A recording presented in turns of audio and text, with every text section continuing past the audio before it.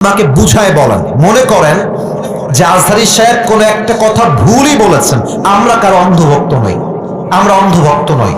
ভুল হলে ভুল, ঠিক আছে, আপনি দ্বিমত পোষণ করবেন, এটা তো একটা আদব আছে, এটা সম্মান আছে। আপনি বলবেন যে আমাদের সকলের প্রিয় মিজানুর রহমান আজহারী সাহেব কথা বলেছেন, আমার মনে হয় ব্যাপারটা এরকম না হয় এরকম হলে আরো ভালো হতো, আপনি রেসপেক্ট দিয়ে বলেন।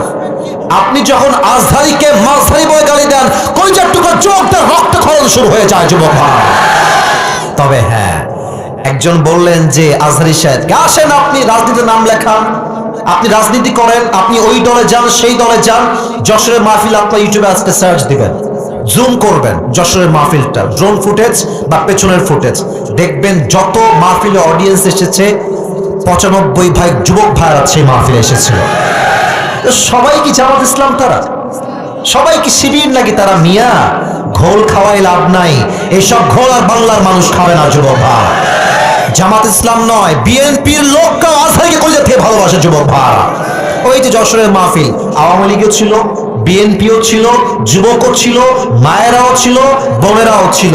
অতএব আমাদের ভালোবাসা দলের জন্য নয়, জামাতের জন্য নয়, কোন ব্যক্তির জন্য নয়, আমাদের ভালোবাসা একমাত্র কোরআনের ভালোবাসা, একমাত্র আল্লাহর জন্য ভালোবাসা। এটা